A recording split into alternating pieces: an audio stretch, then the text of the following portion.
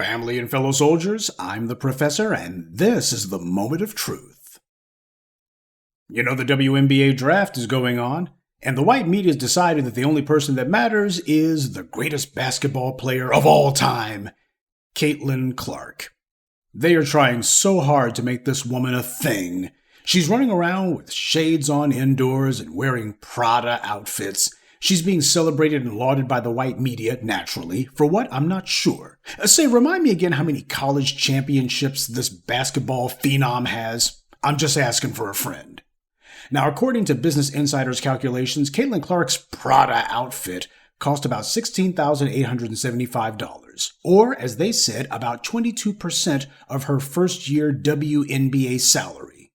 So she's already blowing her WNBA money and she hasn't even earned it yet. But of course, as I explained in my other video about this, white athletes are given endorsement deals and such, regardless of if they have the stats to justify it, and regardless if they even have a championship.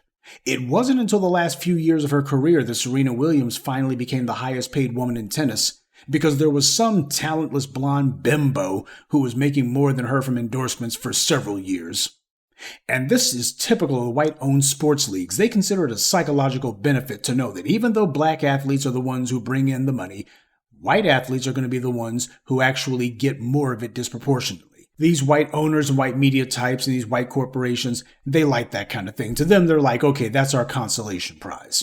Now, obviously, the talking points have been passed around from one white media organization to the other. They're all on the same page about this. They're all operating out of the same playbook. And the phrase that they've been using is, get this, Caitland Clark wearing Prada is making history. I'm not making that up. That's what the headlines from the white media actually say. Caitland Clark merely wearing Prada is making history. She's not the first athlete to wear Prada, but apparently the white media thinks that she is. They're saying that simply her choice of fashion makes history. This is the kind of absurdist rhetoric that they're engaging in where this woman's concerned. She wears Prada. Oh my God, we're going to put this in the history books. This is right up there with the moon landing. This is what the white media is saying about her. Anyone still want to argue that they're not just hyping her up for no reason whatsoever? Anyone want to claim that they're not making a big deal out of her for nothing? That they're not just saying stupid stuff for the sake of saying it? This is not merely clickbait, this is delusion at this point. But it just goes to show how desperate the white media is to make you believe that she's some sort of big deal. She merely wears Prada, and that's history. That's making history. No, making history would have been if Caitland Clark had won a national championship. That would have been history. By the way, I think it's interesting that Caitland Clark doesn't have a Prada endorsement. All this Prada gear that she's wearing for free. And the white media is speculating about that. Well, in reality, it's not speculation so much as they're basically advertising to Prada. You over here, you need to offer this white athlete an endorsement deal. This is the white media advocating on her behalf. Now, take a look at Angel Reese, on the other hand. She already has endorsements with Reebok, Tops, Airbnb, Tampax, Beats by Dre. And she also has a college championship. That's probably the reason why you had these folks tripping over their shoelaces to talk to her. Angel Reese is the one who actually injected new blood into women's college basketball. Caitland Clark is merely riding the wave that Angel Reese made possible. And you can bet that if attendance and viewership to the WNBA actually spikes, they'll be crediting that to Caitland Clark no matter what her actual numbers are. Angel Reese, who also was drafted by the WNBA at the same time as Caitland Clark, you can bet that if Angel Reese continues to set television viewership records in the WNBA, if she plays to sold-out arenas every night, it doesn't matter. They're going to be always saying, well, that's Caitland Clark who did that. Caitland Clark, on the other hand, could be playing to empty bleachers, and the only people watching her on TV could be her mom and her dad, and the white media will still be calling her the second coming of whomever. It's ridiculous, but that's what's going on. Because you see, it's different for athletes who have to earn it. When you can't depend on racial privilege to get you easy white media headlines, well, at the end of the day, it's still a handout based on race. Angel Reese actually had to produce. And by the way, you notice how the white media never says anything disparaging about Caitland Clark at all? They never talk about behavioral problems, problems with the coach, problems with the team members, never talks about their off-the-court issues, no personality conflicts, no gossip about them. They don't go looking around for somebody who'll say something disparaging about Caitland Clark. They never throw dirt on these white athletes, regardless of how sketchy they may be. The white media makes sure that their coverage is always positive and complimentary. Of course, with black athletes, they start off with denigrating remarks. If they mention one positive thing about a black athlete, they make sure to mention at least two negative things. Even if it's some irrelevant gossip from years ago, they'll go ahead and resurrect that stuff, because the entire point is to keep up the steady drumbeat of anti-black vitriol.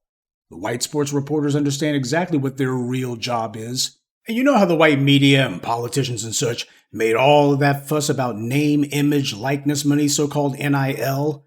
Oh yeah, when we're talking about black college athletes, we can't allow that. That would just derange and dilute the purity of college sports. And yeah, because the billions of dollars that these institutions, these universities and colleges have gotten for free off of these black athletes' sweat, blood, and often their lives, that doesn't cheapen the academic experience.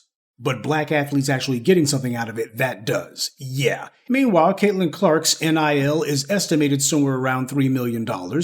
And they're celebrating that. Oh yeah, NIL money for athletes is a good thing if the athlete is white. So long as they're not black, it's a good thing. It's okay. NIL money is fine now. Yeah, we're not complaining about it anymore. They're celebrating it. Oh, isn't this a good thing? I mean, well, she's just the next big thing. She's taken the world by storm. I mean, she's just getting compensated for her actual value. Yeah, oh, that's how it's being reported on. Now, when LeBron James was first drafted into the NBA, the white media, and it seemed like every white commentator or individual on the street, was only too eager to throw in their 2 cents about it. They absolutely hated that a young black man, not even out of high school yet, already had more money than these same white media critics would ever see in their lifetimes. More than they and all of their descendants combined for the next 100 years would ever see in their entire lifetimes. That burned them. They absolutely hated it. It became this huge thing. Those of you who are pretty young, you guys forget when LeBron James first got into the NBA, just how you had this endless cacophony of white sports reporters, white commentators, even politicians and such. It seemed like there were a whole lot of white people in America who just had something to say about LeBron James, not because he had done anything wrong. He was a young man, exemplary young man, had no problems with the law or anything else, but they just like, he's getting all this money and is he able to handle it? What does this say about the society? You know, we're making way too many of these young people very rich. They never said that about Mark Zuckerberg. You got these white kids who go into entertainment. You got these white kids in these colleges who, because of racial privilege, they're being handed the opportunity to become tech millionaires and such. Nobody talks about them. Nobody says, oh, are they able to handle that? Oh, how sad that we're making all them rich. No, if they're white, then that's good. That's success. But if they're black, well, you know, something's going wrong in society, you know. That's what they hate. That's what happened when LeBron James got into the NBA. It was a problem, a social crisis that needed to be faced. Meanwhile, you got white teenagers like Britney Spears who got rich and then promptly destroyed themselves. But they weren't concerned about that, because they never are. So, we're going to tell Caitland Clark to be more modest, right? Hey, all of this running around with Prada and such, we need you to go ahead and be more wholesome. You're doing a little bit too much, Caitland. I mean, that's what the coverage is going to be, right? We're going to have op-eds from these white sports commentators saying Caitland Clark needs to tone it down. She needs to go ahead and humble herself at least until she's got a freaking championship. It'll be the first of her entire career. They don't do that. Oh, the designer clothes and such. Come on, you're trying to be a big shot or something? We don't need you running around trying to be a hot dog. Show everybody how good you are on the court, not off of it. They don't tell her she needs to be humble. They don't tell her that she just needs to let everyone know how grateful she is that she was even allowed into the WNBA. She needs to show how grateful she is. They don't do that. Because Angel Reese, who beat Caitland Clark and actually won a national championship, she's being called the number 7 draft pick for the WNBA while they're saying Clark is number 1. Again, this is white power using the fact that they own these sports leagues and they own the white media. They can go ahead and say who's number 1 and who isn't. That's what's going on here. Yeah, a black athlete wears designer clothing. It's arrogant. Oh, this person here, what's wrong with this? No class. What are you talking about? They're wearing a wardrobe that's worth more than most people's cars are. Well, there's something wrong with it. Meanwhile, you got this white woman doing the same thing. Oh my goodness, can you believe what she's wearing? Oh my gosh, you know, why doesn't she have a Prada endorsement? Yeah, they're like, let's have more of this. Yeah, you can tell when people feel that black folks are just winning too much and like, we haven't had a win over these niggers in a while now. Yeah, you can tell. And the online sphere is talking about, here's where you can watch the WNBA draft. Yeah, because they've always been concerned about that, right? Except their slant on it is to say, well, you can watch the WNBA draft and you can see which team Caitland Clark goes to. They are just so desperate to make her a big deal. They're just so desperate to make people believe that this Clark person is the next big thing. They want you to believe it. So they're hyping her and hyping her and hyping her, and they're hoping that if enough phony headlines are made about her, that people will start to believe them. Caitland Clark is an invention of the white media.